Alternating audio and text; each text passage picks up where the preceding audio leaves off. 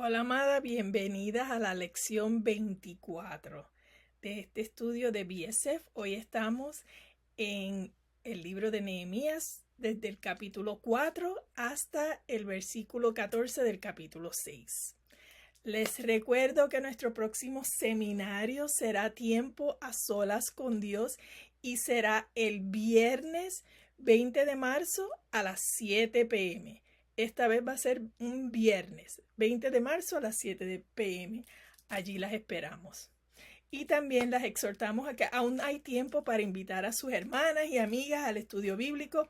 Quedan 5 semanas, pueden creer, quedan 5 semanas de estudio. Y la semana 30, que es cuando nos reunimos para compartir nuestro testimonio de lo que Dios ha hecho en nuestra vida a través de este estudio del exilio y el regreso. Es una noche muy especial de adoración al Señor y en la que testificamos y le damos a Él toda la gloria. Y esa será el martes 28 de abril a las 7 p.m. de la noche. Bueno, amadas, ¿cuánto hemos vivido en esta jornada con el pueblo de Israel en las pasadas 24 semanas? Para las que recién llegaron, haremos un recuento. El pueblo de Dios durante la época de los jueces tenía un rey, que era Dios, Yahweh, el Todopoderoso, pero ellos querían tener un rey como las naciones vecinas. Dios les dio a Saúl. Pero Saúl desobedece a Dios y Dios llama a David a ser el rey, un hombre tras el corazón de Dios. Luego de David, su hijo Salomón fue el próximo rey y fue un rey muy sabio, pero al final de su vida se descocó, desobedeció, se unió a muchísimas mujeres paganas y adoró a dioses falsos, con D minúscula, dioses. Al morir, el reinado pasó a su hijo Roboam y en ese tiempo Israel se dividió. 10 tribus forman el reino del norte o Israel con Samaria como la capital y la tribu de Judá y de Benjamín forman el reino del sur o Judá, donde está Jerusalén. El reino del norte tiene un sinnúmero de reyes, todos horrendos, y construyen altares desde el primer rey y un becerro de oro para adorar. Bueno, desastre, muy idólatras. Dios les advierte que serían exiliados si seguían con su idolatría, no escuchan y Dios envía al pueblo de Asiria a que los conquiste y se los lleve al exilio. El reino del sur tuvo varios reyes decentes, buenos, pero a lo largo también fallaron y comenzaron a adorar a otros dioses con D pequeña.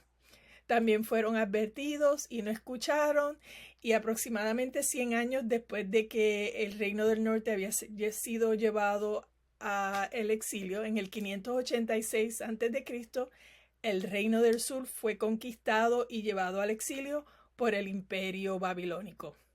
Tiempo después, los babilónicos regresan a Jerusalén, destruyeron la ciudad, el templo, la muralla, y después que destruyeron todo, le pegaron fuego. Ezequiel y Daniel, los dos profetas que vimos al comienzo de este estudio, sirvieron al Señor mientras estaban en el exilio en Babilonia durante esos 70 años que estuvieron allá. Ezequiel les recordó al pueblo de Dios la razón por la que estaban en el exilio y les trajo consuelo al recordarles las promesas futuras de Dios de restauración y de bendición. Había esperanza. Daniel sirvió en la corte del rey de Babilonia y luego el rey medo-persa. Y su libro nos recordó que Dios es soberano aún sobre las naciones y que Él está en control del destino de Israel. Cuán reconfortante es esa promesa para un tiempo como este. Después de 70 años en el exilio, tal y como Dios lo había dicho, el rey Ciro le dio permiso al pueblo de Dios para regresar a su tierra. Regresaron con Zorobabel y Josué y comenzaron a reconstruir el templo. También enfrentaron bastante oposición. Por fin terminaron el templo, pero la muralla quedó sin reconstruir. Han pasado ya 100 años desde que regresaron con Zorobabel y con Josué, y ahora Nehemías, el copero del rey Artajerjes, que es medo-persa, que está aún en el exilio, tiene una posición prominente que es ser copero, recibe la noticia sobre el estado de Jerusalén, como vimos la semana pasada, y siente un dolor profundo por su pueblo y por su nación y por la ciudad de Dios. Ayuna y conversa con el Señor. Ora. Adora a Dios por quien Él es, confiesa sus pecados, los de su familia y hasta los pecados de la nación. Y le pide a Dios que le dé éxito y favor con el rey. ¿Qué creen? El rey le da permiso de regresar a Jerusalén para reconstruir los muros de la ciudad. Oración contestada. Nehemías viaja a Jerusalén, inspecciona la muralla y crea unidad entre el pueblo. Alienta a personas de diferentes oficios, familias, vecinos, todos unidos con un mismo propósito: reedificar la muralla. A cada uno le asignó una sección. Y algo que vemos constante en Nehemías es su dependencia en el Señor. Ora, planifica y toma acción. Y eso es lo que vamos a aprender hoy. Obrar para el Señor requiere orar, planificar y su protección. Y lo vamos a ver en 3 divisiones. La primera división, contrarrestando la oposición externa en el capítulo 4. La segunda división, contrarrestando conflictos internos en el capítulo 5. Y la tercera división, contrarrestando ataques personales en el capítulo 6, versículos del 1 al 14. Así que las invito a que abran sus Biblias al capítulo 4 de Nehemías y oremos. Señor, Dios, soberano Rey, Dios del universo, el gran yo soy. Señor, tú eres digno de toda adoración y de toda alabanza. Y venimos delante de ti, mis hermanas y yo, agradecidas, con gozo en el corazón, por quien tú eres. Señor, te pedimos por este tiempo que vamos a pasar en tu palabra. Señor, que seas tú trayendo un mensaje muy personal a cada una de mis hermanas. Danos oídos sensibles para escucharte, Señor. Señor, danos la capacidad de examinar nuestro corazón, Señor, que querramos ver el estado de nuestro corazón, que querramos someternos a ti y rendirnos a tus pies para vivir en dependencia de ti, Señor. Que la oración sea nuestra herramienta más usada, que sea nuestro la reacción que nos sale a cualquier contratiempo, a toda oposición, que lo primero que querramos hacer, como hizo Nehemías, sea orar. Orar, formular un plan que tú nos das y obrar en sabiduría y con discernimiento, Señor. Padre, te ponemos todo esto a tus pies, reconociendo que tú eres el gran yo soy. En el nombre de tu Hijo amado Jesús, oramos. Amén y amén.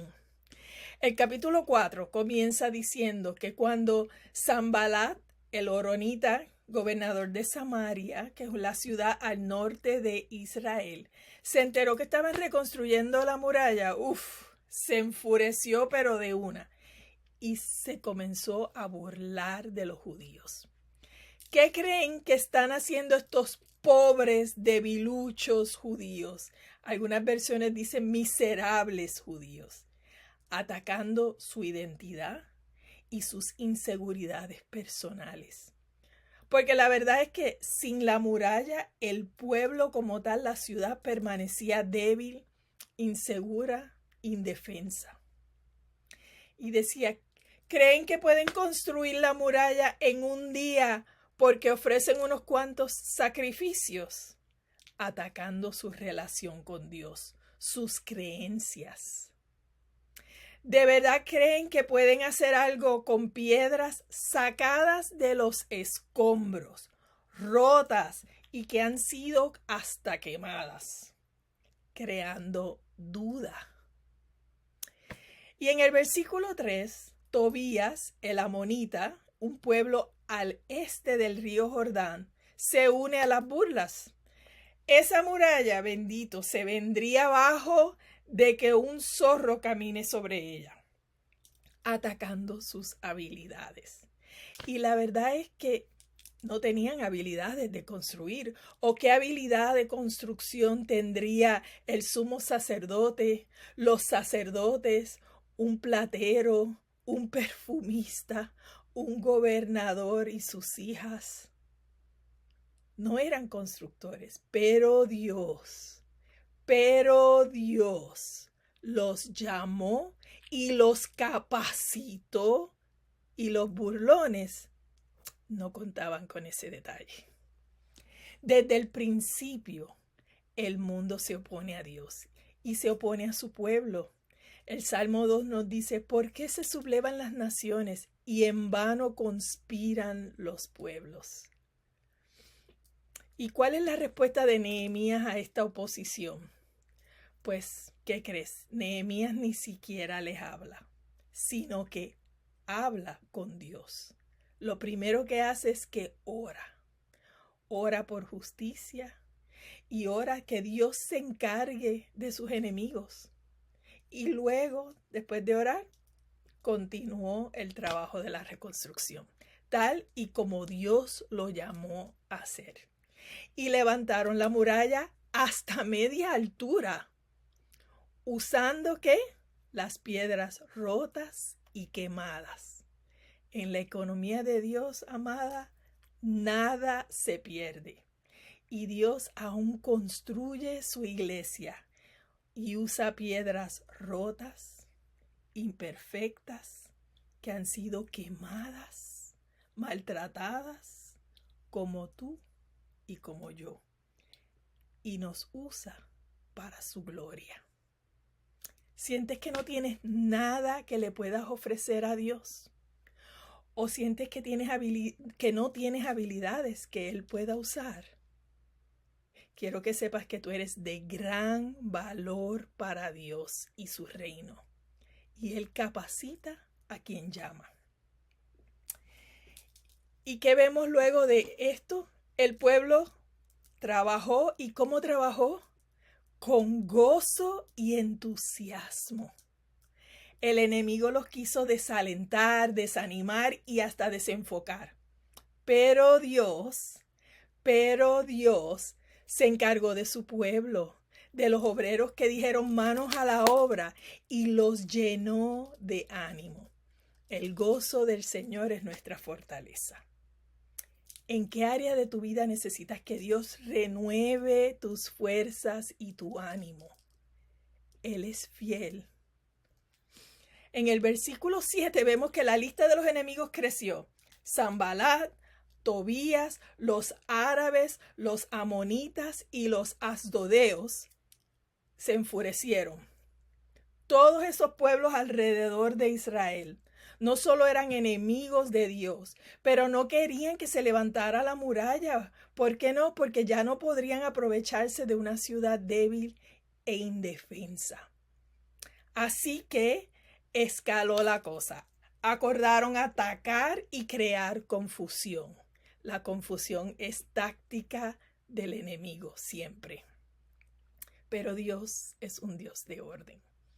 Y en el versículo 9 que vemos, dice: así que oramos, amadas, plural, oramos. No solo Nehemías oró, sino el pueblo se unió y oraron juntos a su Dios. ¡Qué belleza! Y tomaron acción. Montaron guardia en la ciudad día y noche. Entonces el pueblo de Judá, ahora los vecinos que viven en Judá, no en Jerusalén, comenzaron a quejarse. ¡Ay, pobrecitos los trabajadores, se están cansando! Y claro que debían estar cansados. Ya habían levantado la mitad de toda la muralla, que es alrededor de 2 a 2.5 millas de piedras que levantaron de los escombros. Y aún les faltaba la mitad. Mientras tanto, los enemigos tramaban matarlos para detener el trabajo. Pero los judíos que tenían de vecinos les avisaron. Y Nehemías y el pueblo se prepararon. Dios frustró el plan de los enemigos. Y Nehemías le dijo a su pueblo: no le tengan miedo al enemigo. Recuerden al Señor, quien es grande y temible. Y luchen por sus hermanos, por sus hijos, por sus esposas y por sus casas. Y esto es un buen versículo para memorizar. No tengas miedo, recuerda al Señor que es grande y temible. Amén. Los obreros seguían con el trabajo, sosteniendo con una mano la carga y con la otra un arma. Al lado de Nehemías había uno con una trompeta para tocar como una alarma. Y si sonaba la trompeta, el pueblo correría hacia donde estaba el de la trompeta y serían dirigidos por Nehemías. Entonces, le dice Nehemías, entonces su Dios peleará por ellos. Vemos su dependencia en Dios y su diligencia en prepararse. Una mitad trabajaba y una mitad hacía guardia.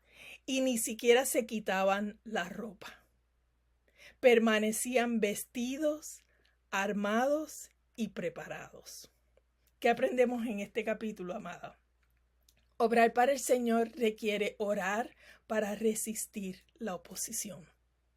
Cuando decimos que sí al llamado de Dios para construir su reino, la oposición siempre se levanta.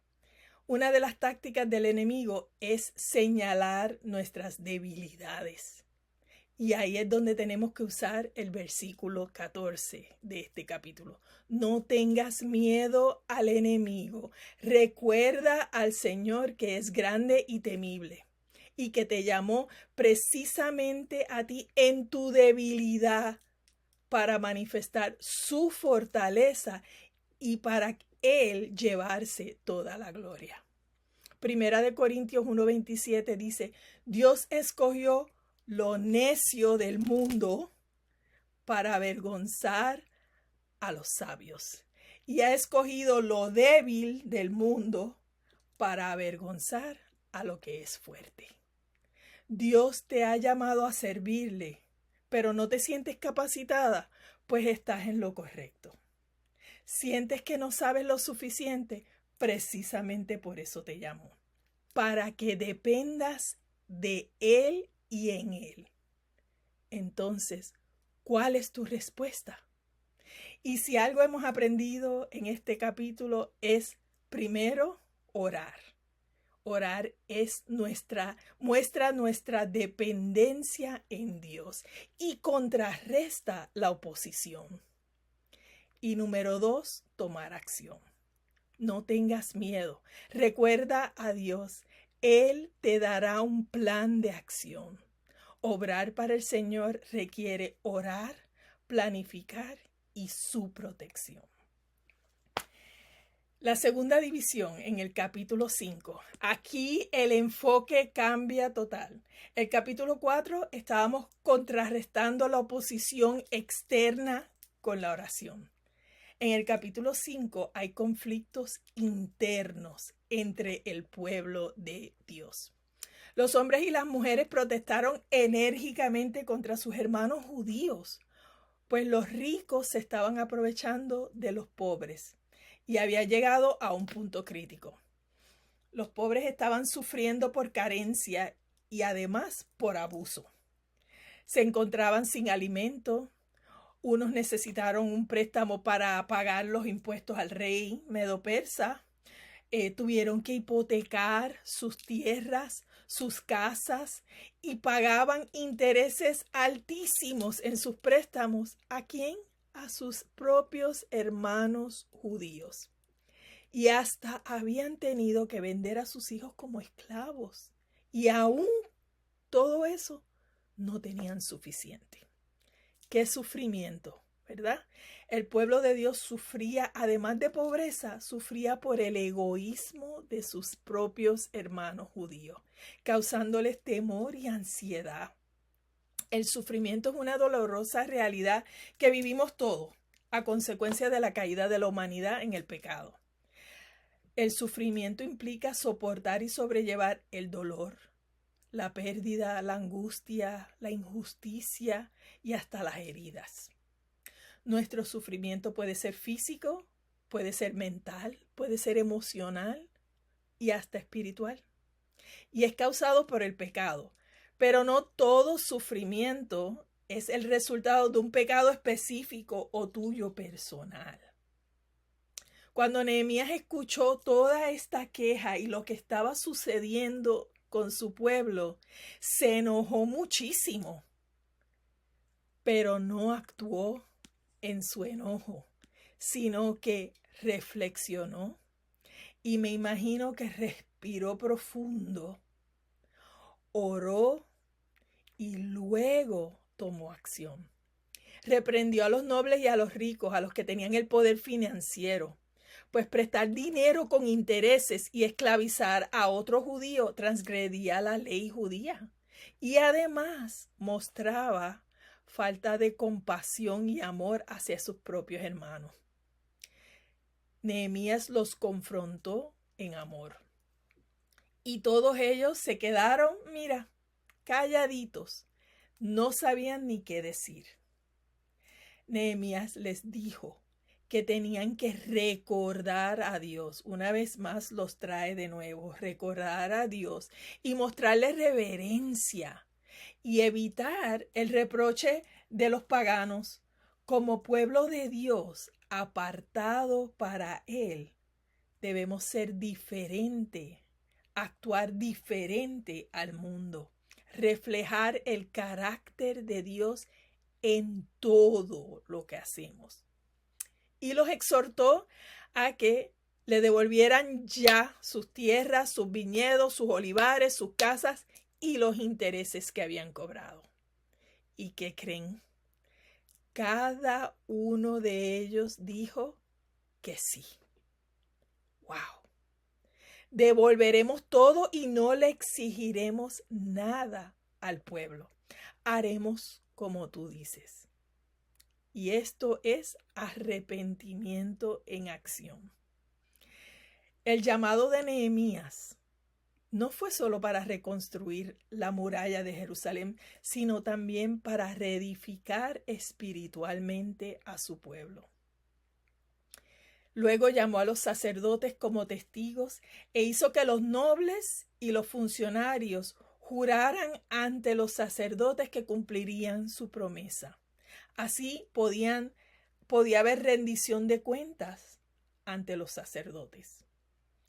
Todos alabaron al Señor y cumplieron lo prometido. En el versículo 14 aprendemos que en algún momento Nehemías fue nombrado gobernador de Judá, el puesto más alto en la ciudad bajo el rey Artajerjes.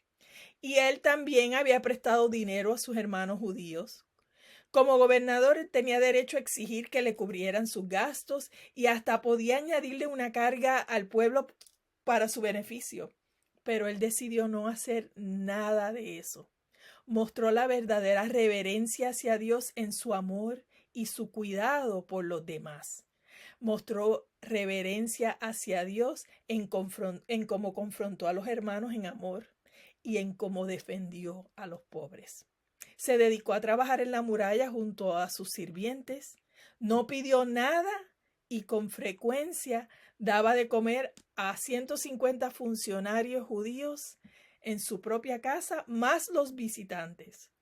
No tomó nada y dio generosamente. Y no se los dijo para vanagloriarse, sino para servir de ejemplo, ya que él estaba reedificando espiritualmente a su pueblo.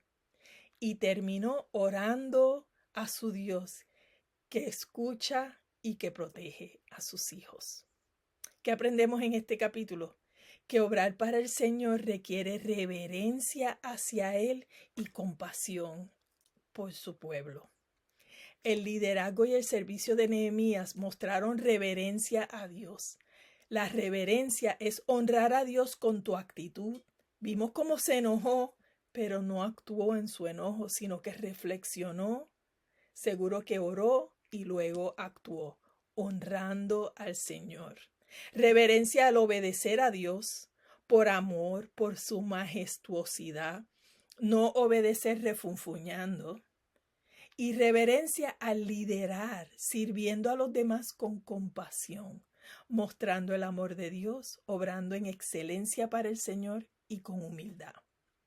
Y discipuló al pueblo con su ejemplo, con su manera de vivir, con sus enseñanzas, con su generosidad, no solo con su dinero, pero también con su tiempo. ¿Dónde te está llamando Dios para que le sirvas con reverencia?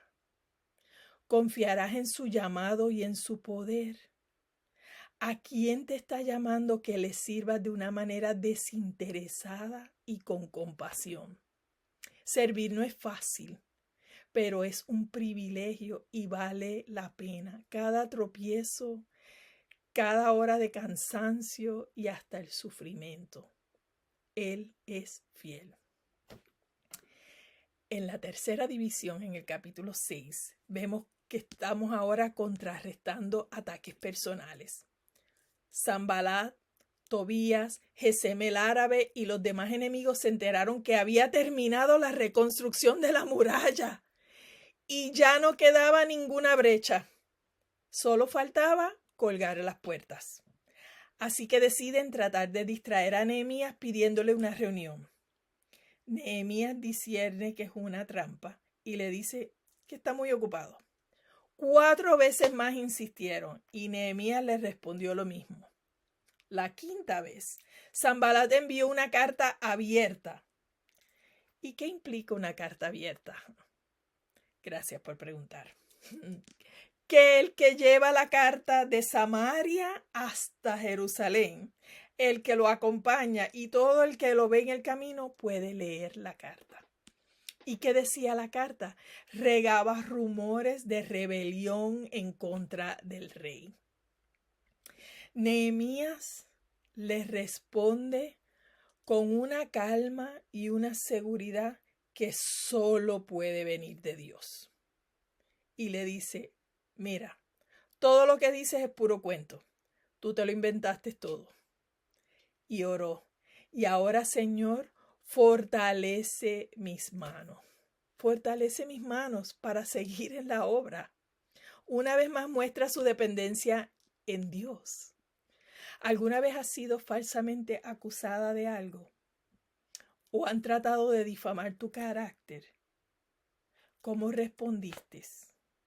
Nehemías lo tomó como una oportunidad para depender en Dios y confiar en su verdad. Luego Nehemías fue a la casa de Semaías, que se hacía pasar por profeta, y éste le dice que sus enemigos van a intentar matarlo esta misma noche y que se esconda, que corra, que se esconda en el interior del templo, en un lugar santo, justo fuera del lugar santísimo, tratando de provocarle temor por su vida y hacerlo desobedecer. Pero Nehemías, a quien Dios le había dado discernimiento, reconoce que es una trampa y le dice, yo no soy de los que huyen. Los hombres como yo no corren al templo para salvar su vida y no me esconderé. Nehemías sabía que la ley de Dios le prohibía entrar en esa parte del templo porque él no era sacerdote. Y Dios le mostró que este hombre con el que hablaba no era profeta. Y Nehemías, en lugar de decirle 3 o 4 cosas, oró. Oh Dios mío, acuérdate de todas las cosas malvadas que Tobías y Sanbalat han hecho. Y recuerda a la profetisa Noadías y a todos los profetas como ellos que trataron de intimidarme. La justicia es de Dios. ¿Qué aprendemos en esta sección con esta sabiduría? Que obrar para el Señor requiere sabiduría y discernimiento de lo alto. Cuando vivimos en dependencia de Dios, Él provee esa sabiduría y ese discernimiento. Cuando tenemos intimidad con su santidad y conocemos su verdad, podemos reconocer lo falso. ¿Qué te está distrayendo de la obra que Dios te ha encargado en este momento? ¿Temes y quieres correr y esconderte?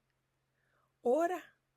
Pídele al Señor que te ayude a responder de acuerdo a su voluntad. A pesar de todos los obstáculos, el propósito de Dios de reconstruir el muro de Jerusalén se cumplió. Él es fiel y todas sus promesas se cumplen. Y Él nos había prometido y nos ha prometido que Él completará la obra que Él ha comenzado. ¿Lo crees? Él es fiel y todo lo cumple. Oremos. Señor, gracias por este tiempo en tu palabra. Gracias por cómo nos enseñas. Gracias porque nos has dejado tu palabra para crecernos y madurarnos espiritualmente. Señor, crea en nosotros un deseo de pasar más tiempo contigo, de conocerte más, de orar primero, que ese sea nuestro primer reflejo, sea orar primero, planificar segundo y tomar acción tercero. Danos sabiduría y discernimiento para cada una de las decisiones que necesitamos tomar. Ayúdanos a discernir la verdad y fortalece nuestras manos para continuar la obra que tú nos has llamado a hacer. Te lo pedimos en el nombre de tu Hijo amado Jesús. Amén y amén. Que tengan una bendecida semana.